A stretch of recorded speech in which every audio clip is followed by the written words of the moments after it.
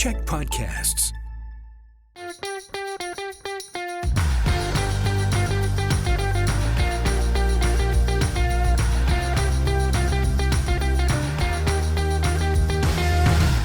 Hey everyone, and welcome to Political Capital, your source for all the latest in BC politics. I'm your host, Rob Shaw, coming to you from the CHEK News World Headquarters in Victoria in a brand new year. Our first show of 2023. You know, they say a year is a lifetime in politics. Who knows where we will be at the end of this year, but we're going to give you our best guesses in the form of predictions for 2023 as a special audio extra to the show, so make sure you subscribe to the podcast version on all your favorite pod platforms. But first, we have got a bunch of other newsy topics to cover from this week in BC politics. Let us bring in the pod squad to do it. Jillian Oliver, BC Green strategist extraordinaire, ran Sonia Furstenau's leadership campaign and has pretty much done everything for the Greens, from election strategy to policy. Hello, Jillian. Thank you for being here. Hey, Rob. It's great to be back. Jeff Ferrier, Senior Vice President at Hill & Knowlton, longtime BC New Democrat, most recently in the government's Health Communications Division. Hello, Jeff. Howdy. Happy New Year, folks. Howdy to you too, sir, Mr. Ferrier. Katie Merrifield is taking a bit of a break from the panel to start the year, but we are delighted to have our friend Allie Blades back. She's filling that role. She's a campaign strategist at MASH Strategy who worked with Katie on the BC wing of Pierre Poilievre's federal leadership victory, as well as BC Liberal leadership campaigns. Allie, welcome back. Thanks for being here. Thank you for having me back. We are going to talk about Premier David Eby. Once again, pretty much every week on every topic, the Premier is front and center. He has hit the halfway point of his 100 Days of Action plan this week. He spent some time trumpeting his successes at a press conference on Monday. It is for sure a long list of announcements: hydro rebate, ICBC rate freeze, affordability credits, prolific offenders plan, RCMP funding, international accreditation for doctors and nurses, housing, strata. That's just a few. But what is the sum total of this 50 days in? Is he meeting the high bar he set for himself? Jillian, let's start with you on that. You've talked in the past on the show about the expectations that Eby created for himself halfway through his 100 days of action. What do you think if he's meeting those? I think certainly, he's very visible, doing lots of things, and on the issues that are top of mind for people. I think especially the stuff around healthcare has the potential to have a lot of impact. It's too soon to see, to see the effects of these policies. But I think, he is showing that he's there to, get to work and to be making changes that people want to see. I think the one thing that still, is a big question mark for me is probably the most important issue for most voters, which is affordability. I think, we've seen hours after he was sworn in, he came out with a couple of, payments to folks to sort of, address the cost of living for people. But we're sort of just still seeing these kind of one-time payments coming out through hydro or ICBC, these sorts of things that, kind of have an impact on people's bills in the short term, but don't have a meaningful impact in the long term, and also are very expensive, have major budgetary impacts because, they're going to, they just get spread around so much. So I think that's still a really big question mark, that's probably most likely to be the ballot box issue, regardless of when we get the next election, and the one where I think, is going to be a really critical mark on his premiership that we're still yet to see. Yeah, affordability continues to top the polls in terms of things that people are upset about, and the government's aid, as you've pointed out, sort of overtaken, I think, by the rise in interest rates and inflation. Just kind of swamps the credits here and there. Plus, the government tends to target its affordability credits to lower income people, and I think a lot of folks looking at their incomes who are stretched for their mortgage or their rent, who don't qualify for low income, are probably hoping that government will give some sort of program to them at some point, looking for that from the Premier. Allie, let's bring you in halfway through 100 days of action. Impressed, not impressed, hitting the mark or not? What do you think? So I think because David Eby didn't really have a mandate from British Columbians or the party. So we saw him kick off his premiership with a ton of announcements, even well into the holidays, which is typically a bit of the downtime for media and government. So hitting the ground running as premier. We've also seen him backtrack on some NDP announcements because he needs to grow his base of support, like reversing his decision made on the aggressive rollout of autism hubs. But what I haven't heard him say quite yet is what the plan is for reducing the provincial debt. Interestingly, Horgan pre-COVID was more of a supporter in reducing the debt and balancing our budget. And I'll generally note that Canadians and British Columbians, we don't care anymore about balanced budgets, certainly in times like this where there's just so much going on. But when you put it in the context of what could have replaced the 2021 interest payment for our debt, it could have paid for something like 41,000 new nurses, according to the Canadian Taxpayer Federation. So what I'm seeing right now is just a lot of announcements, and because of his lack of mandate. Just to follow up on that, though, do we think anyone cares about the provincial debt? To my point, yeah. No, I don't think that most people do right now, but it's certainly not something that down the road we wouldn't be paying attention to, just because it has an effect on how we're spending things down the road too. Yeah, it's a question, I brought up to you, the Premier, in my year-end interview about he's got this big surplus that's sitting on the books for the end of the fiscal year, March 31st, $6 to $10 billion in unallocated spending. If he doesn't spend it, it goes on to provincial debt automatically by law. He said that it's not the time to be focusing on debt repayment. It's time to be helping British Columbians with payments and assistance and cost of living and that type of thing. So I'm not sure we're going to see any real substantive debt repayment by the Premier. Jeff, let's jump in 50 days. Halfway through, what's your take on where we're at? My take is this. David Eby's first 50 days, he's out the gates like Usain Bolt. Keep up that pace for 18 months, Premier, and Falcon will be looking at a revolt from the voters because David Eby's acting fast. He's tackling the big challenges. He's already making a real difference. You touched on all the things he's done in 50 days. In housing, in cost of living, in public safety, in healthcare. I think one of the most overlooked issues on affordability, where the government is making a big long-term difference in the lives of people, is childcare. We saw in December childcare costs reduced by as much as $550 a month for each child. That's $6,000 over a year. So if you're a young family trying to make ends meet, that's money in your pocket, and that's what we're seeing, announcement after announcement after announcement from Eby. So I think great start, still lots to do, and let's see what is coming up in the throne speech and budget. I expect there's going to be more for families to help on those key issues that Eby has identified as his priorities. Just to carry on your sports metaphor there, Jeff, though, isn't Usain Bolt a sprinter, 100 meters, not a marathon guy? Can Eby keep the pace up, or how hard is it to do 18 months of a pace like this? Yeah, I see David Eby as more of an interval runner than a sprinter or a slow and steady pace. So it's spurts of activity followed by some rest. And so if you think about that in the political context, it's, first 100 days, coming out fast, making announcements on key issues, setting in motion the policy changes that need to happen to address the big issues, and then over time, stepping back, giving time for implementation. So I expect sprinting through to the budget, easing off afterwards, and sprinting, picking up as we get closer to the election.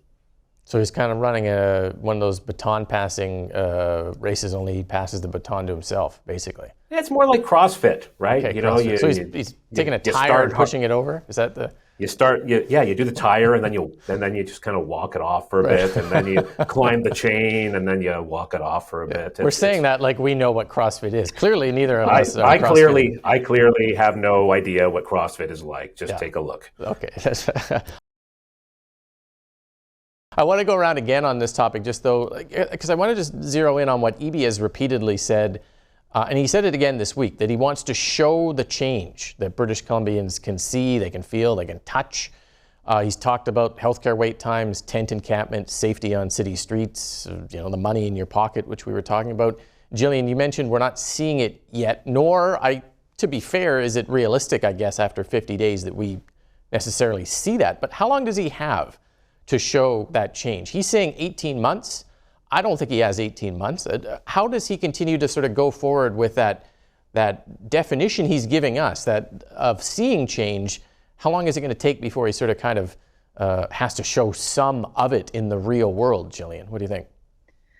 Yeah, well, I think, voters, when they go to the polls, they're going to be judging it from that moment. So I do think that that's, when he wants to be able to see the cumulative impacts. And, there's always a question of timing. And I think that's why you kind of see a lot of promises get delayed, things like free contraception and things like that the NDP promised a couple of years ago. We still don't have it because they want to make sure that those, are more kind of, recent in people's memories when they go to cast their vote. That being said, I do think that, we need to start seeing some more tangible impacts this spring following the budget.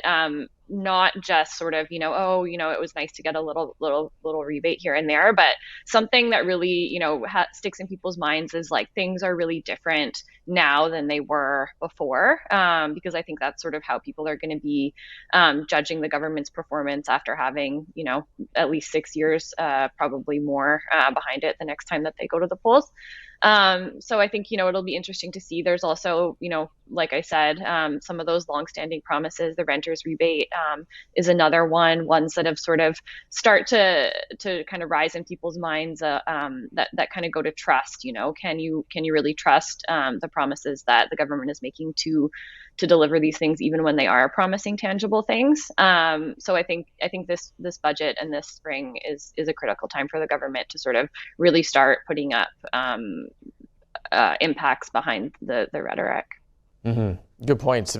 Allie, the Liberals have, I think, been very effective in their sort of counter-attack, which is, hey, great announcement, great random announcement of money, show us the results in the kind of real world. And Kevin Falcon's been doing that for months now. How does that Kevin Falcon line and then Eby's just wait, change that you can see is about to happen, how do those two things intersect and clash, do you think? I think the one thing that we can monitor right away is just how much we're spending. So yes, certainly the impacts of everything, to Jillian's point and to your point, we're going to see it down the road of just how it's going to impact British Columbians and was it the right move. But what we can start tracking now is just how much we're spending and then what's not potentially going to be left for initiatives down the road as well. So certainly the opposition is keeping them to account in that way of just monitoring, is this $500 million here and $200 million there? And these being actual numbers that have recently been announced, right? This isn't change for the province. These are substantial numbers. And so they've done a really good job of holding them to account on that regard. And that's what we can start tracking daily and keeping a record of that. Mm-hmm. Jeff, what do you think? Boy, it's interesting to see the shift on the opposition side from, and I've seen this from Kevin Falcon, from due to debt. Focus on, for months and months, it's when is the government going to take action to solve this problem? And now that David Eby's doing everything that Kevin Falcon suggested might be done, the focus is on, how this is going to cost too much. And so there's an interesting, dissonance in the message coming from the opposition, and it kind of makes Falcon look like the kid who's been begging for a family road trip, and then the parents they relent, they pack the car, they charge it up because we all drive EVs now because we have the Clean BC program. We've planned out the route, we've booked the hotels, bought the tickets at the attractions, filled the cooler with snacks, and then from the back seat you hear, isn't this costing too much and are we there yet? And we'll see how that works out for them. Because I think what people want more than anything right now is tangible action on the issues that they say they are dissatisfied with, and that's affordability and housing and public safety and healthcare. And I think that's what he's going to deliver in the budget. And it'll be interesting to see if the opposition gets behind that or if they whinge at the prospect of actually investing to solve the problems that they have been flagging for months and months and months. Yeah, well, we'll see. I mean, the opposition could always pivot to the problems that clearly exist right now are coming after many years of New Democrat government. So they might be able to just pivot into you're fixing your own problems kind of argument. But I think they've also done that as well. Let's go on to the next topic. Interesting developments in BC's housing files. This week, big announcement from the Premier on a rental protection fund, loopholes on rental restriction ban, immigration levels. Let's go through some of those topics, though. Allie, let's start with you. Housing Minister Ravi Kahlon was out saying BC should be, BC is asking Ottawa to link affordable housing money to the rising rate of immigration. And BC has seen a third of new immigrants settle here in the country, but only gets, I think it's like 15% of the per capita funding on federal pots of money. And there isn't even a federal dedicated housing program anyway. So that linkage between the two, what do you think of that? So we love good data-driven decisions. It certainly helps us make better decisions down the road. Interestingly, while at the same time that Ravi Kahlon was making this housing immigration ask, we also saw an announcement for nurses, for international nurses, that the application and assessment fee would potentially be waived as well. So it's been a theme of how do we welcome more families into this province and set them up for success. Pair them together. What I thought would have been very interesting, if David Eby really wanted to show British Columbians that he was taking housing affordability and affordability in general seriously, he would have set up that nursing announcement as a loan versus just money out the door and pay back down the road later. And then as we continue to welcome more families into this province, at the root of it all, how can we potentially do that if we're not solving other affordability issues at its core as well? So I just thought that was very interesting that both the nursing announcement as well as the housing ask done this week in how do we welcome more people, even interprovincially as well, though we have to take a look at the fact that I think within the Lower Mainland, we had a record-breaking number of over 100,000 people come into the Lower Mainland, and we're not set up for that at all. Mm-hmm. Yeah, it's an interesting ask to Ottawa to help, not just housing, but healthcare and transit and other things, especially in the Lower Mainland. But I'm not sure how they're going to squeeze that money out of the federal government without a whole bunch of strings. We see them fighting over healthcare funding right now without strings attached to it. Jillian, the Premier was also talking about the renters rebate. You have touched on this already, but 2 elections now, he says it's still coming. Should we take anything away from that? Yeah, it was interesting. Eby had an interview on CBC this week with Stephen Quinn. Recommend people listening to it. It sounds to me like he's kind of trying to take the heat off expectations of it coming in the budget a little bit to me. I think the government has struggled. He talked about, not having enough data on renters to be able to deliver it in the way that the government wants to. I think, the government has already watered down this promise. They promised it in 2017. In 2020, they promised it again. But this time they said that it would only apply to people making less than $80,000 a year. To me, I think what's probably happening behind the scenes is they're realizing that it's going to be extremely costly, and they're going to find ways to sort of means test it even more. And that's, makes things a lot more complicated because you have to create more bureaucracy and administration around figuring out who's going to get it. So I think it's frustrating. I'm sure that the premier is frustrated that the promise was made in the first place, seeing now how difficult it is to roll out in practice. But the pressure isn't going to go away, especially as long as we still have the homeowners grant. We talk about this every year. The assessments go out, they're higher, and the threshold for the homeowners grant is now over $2 million. So, I think there's a lot of renters looking at that and hearing about that and feeling frustrated that they're not getting equitable treatment.